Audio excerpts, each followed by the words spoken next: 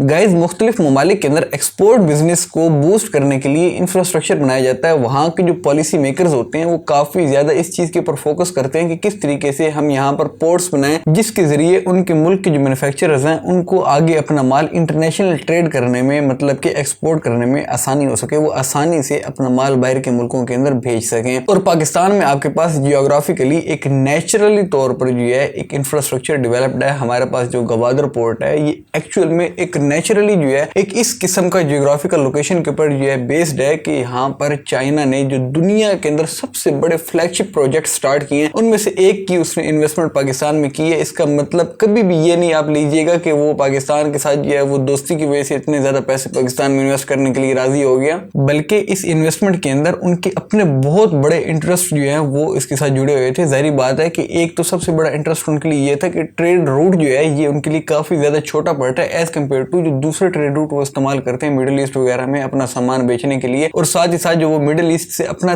तेल लेते हैं वो तेल के लिए उनको बहुत ही एक लंबा जो है रास्ता तय करना पड़ता है और उससे बचने के लिए ये जो रूट है ये उनके लिए काफी ज्यादा बेनिफिशियल है। इस वजह से उन्होंने यहाँ पर अपना एक बहुत ही मेजर फ्लैगशिप प्रोजेक्ट स्टार्ट किया और इसके साथ साथ गवादर पोर्ट को यूज करके जो उनको अपना सामान एक्सपोर्ट करने में आसानियां पैदा होंगी वो तो एक अलग बेनिफिट है। उसका तो बेनिफिट का आप हिसाब ही नहीं लगा सकते कि गवादर पोर्ट को यूज करके वो किस तरीके से मिडिल ईस्ट हो गया, अफ्रीका हो गया, इन सारे के सारे जो अफ्रीका पूरा कॉन्टिनेंट को वो किस तरीके से अच्छे और बेनिफिशियल वे के अंदर टारगेट कर सकते हैं कि उनको किराया बहुत ज्यादा कम पड़ेगा, सामान की मतलब कि कॉस्ट और ज्यादा कम आ जाएगी जिसकी वजह से वो मार्केट के अंदर और ज्यादा कॉम्पिटिटिव हो जाएंगे। बट पाकिस्तान के अंदर मसला ये कि पाकिस्तान काफी हद तक ट्रेड ओरिएंटेड कंट्री बन चुका है। मतलब कि हमें जिस भी सामान की जरूरत हो हम डायरेक्टली जो है उस सामान को इंपोर्ट कर लेते हैं जिस मुल्क के अंदर वो अच्छे लेवल के अंदर, अच्छी क्वांटिटी के अंदर और अच्छी प्राइस के अंदर हमें मुयसर हो जाए, वहां से खरीद कर पाकिस्तान मंगवा लेते हैं और उसको यूटिलाइज कर लेते हैं। हम कभी भी इस चीज के ऊपर फोकस नहीं करते कि हमें पाकिस्तान के अंदर मैन्युफैक्चरिंग करके आगे दूसरे मुल्कों के अंदर एक्सपोर्ट करना चाहिए। मतलब कि एक्सपोर्ट ओरिएंटेड इकोनॉमी हमें अपने पाकिस्तान को बनानी चाहिए। और पाकिस्तान के अंदर हमारे पास यहाँ मेजर प्रॉब्लम ये है कि जितने भी लोकल मैन्युफैक्चरर्स हैं जो कि लोकली पाकिस्तान के अंदर ऑलरेडी मैन्युफैक्चरिंग कर रहे हैं उनको इस चीज की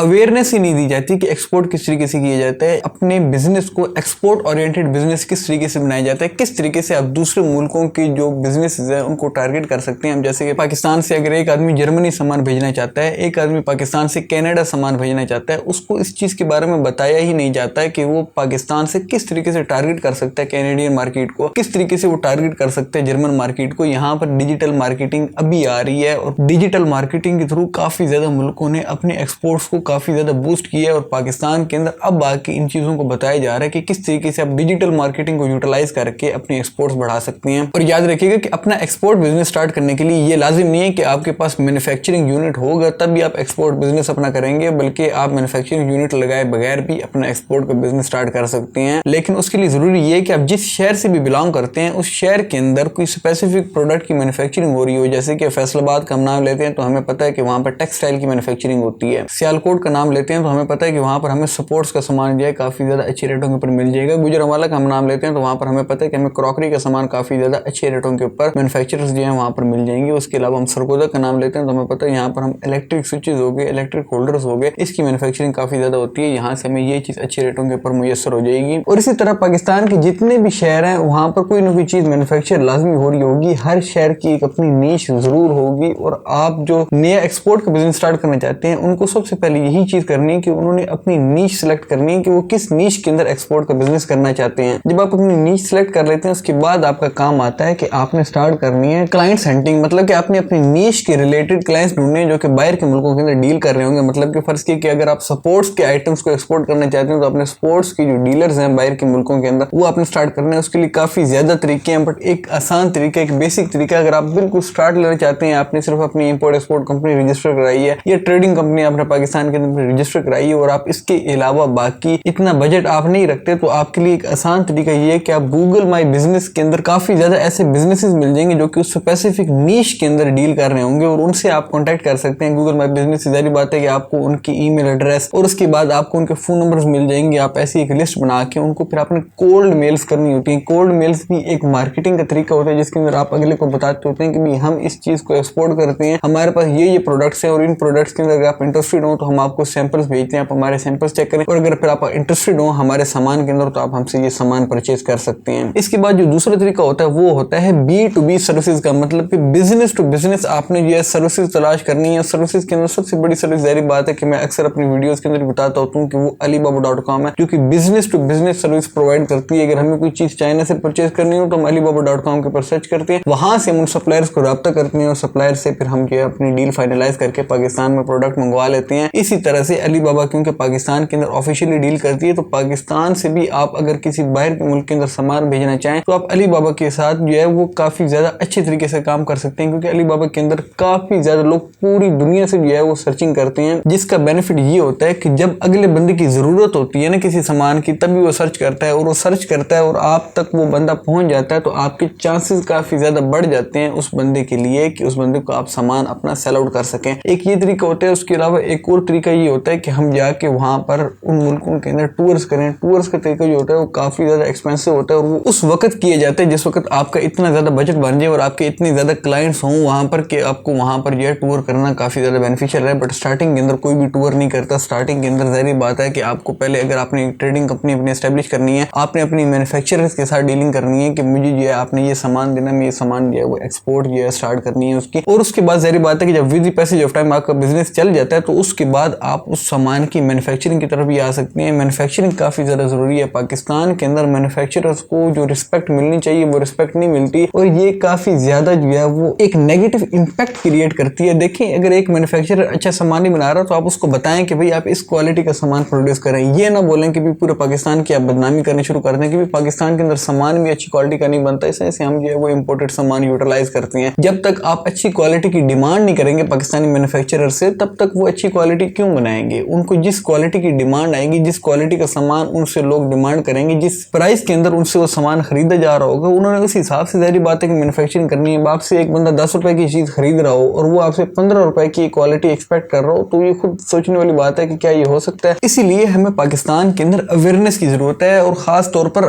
एक्सपोर्ट के बिजनेस की अवेयरनेस की जरूरत है, क्योंकि पाकिस्तान के अंदर मैन्युफैक्चरिंग बिजनेस की बहुत ज्यादा अवेयरनेस है। बट यहाँ तक सवाल एक्सपोर्ट बिजनेस का है ना, तो एक्सपोर्ट बिजनेस की यहाँ पर बिल्कुल भी अवेयरनेस नहीं है। लोगों को पता ही नहीं है कि किस तरीके से हमने क्लाइंट्स को कैप्चर करना होता है, और जिस शहर के अंदर आप रह रहे हैं उस शहर के अंदर रहते हुए आप किस तरीके से स्टार्ट कर सकते हैं। और पाकिस्तान की मैन्युफैक्चरिंग को हमारे पॉलिसी मेकर्स की तरफ से भी काफी ज्यादा एंडोर्स करना चाहिए। बहुत कम पाकिस्तान के अंदर ऐसे पॉलिसी मेकर्स आए जिन्होंने हमारी मैन्युफैक्चरिंग इंडस्ट्री को एंडोर्स करने की कोशिश की है। बट बीइंग ए पाकिस्तानी, हम सब की ये ड्यूटी बनती है कि हम अपनी मैन्युफैक्चरिंग इंडस्ट्री को जो मेड इन पाकिस्तान प्रोडक्ट्स हैं उनको ऊपर लेकर आएं, और उनको ऊपर लाने के लिए हमें एक अच्छी क्वालिटी की प्रोडक्शन करनी होगी। मेरी काफी ज्यादा वीडियोस हैं मैन्युफैक्चरिंग बिजनेस के ऊपर, एक बाकायदा तौर पर प्लेलिस्ट है, वो प्लेलिस्ट आप देखेंगे तो आपको काफी ज्यादा इसके बारे में नॉलेज हो जाएगा। साथ ही साथ इंपोर्ट एक्सपोर्ट बिजनेस पर भी हमारी एक मुकम्मल प्लेलिस्ट अवेलेबल है, जिसको आप देख के काफी ज्यादा जो है वो इंपोर्ट एक्सपोर्ट बिजनेस के बारे में नॉलेज गेन कर सकेंगे। Well that's all for it दो। अल्लाह हाफिज़, टेक केयर ऑफ योरसेल्फ।